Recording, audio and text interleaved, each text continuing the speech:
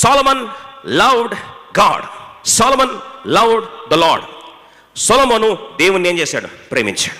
ఈరోజు నీ ప్రార్థన మనవి దేవుని కరిగించాలంటే వెరీ ఇంపార్టెంట్ బేసిక్ రిక్వైర్మెంట్ మొట్టమొదటి ఏంటంటే, నీవు దేవుణ్ణి ప్రేమిస్తున్నావా? Are you able to love God? Are you able to love God? దేవుడు అడిగిన మాట ఒకటే.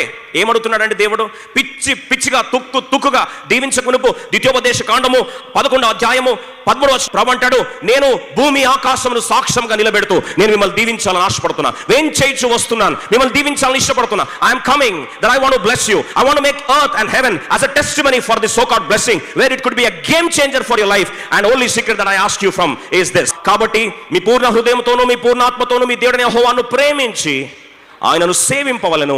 నేడు నేను మీకిచ్చు ఆజ్ఞలో మీరు జాగ్రత్తగా వినిన ఎడల. ఇది చాలా ప్రాముఖ్యమైన మాట. See revival 2025 if you really want it to be an year of revival, ఉజ్జీవ సంవత్సరంగా ఉండాలి అని ఆశ ఉంటే, ఆశీర్వాద సంవత్సరంగా ఉండాలి అని ఆశ ఉంటే, నిజముగా సునాద వత్సరంగా ఉండాలని ఆశ ఉంటే, నిజంగా దేవుని హితవత్సరంగా ఉండాలని ఆశ ఉంటే, మోస్ట్ బ్లెస్డ్ ఇయర్ గాను మార్చుకోవాలని ఆశ ఉంటే, మీరేం చేయాలి? మీ పూర్ణ హృదయముతో మీ పూర్ణ ఆత్మతో మీ దేవుడైన యెహోవాను మీరేం చేయాలి? ప్రేమించి. రెండవది సేవిస్తే.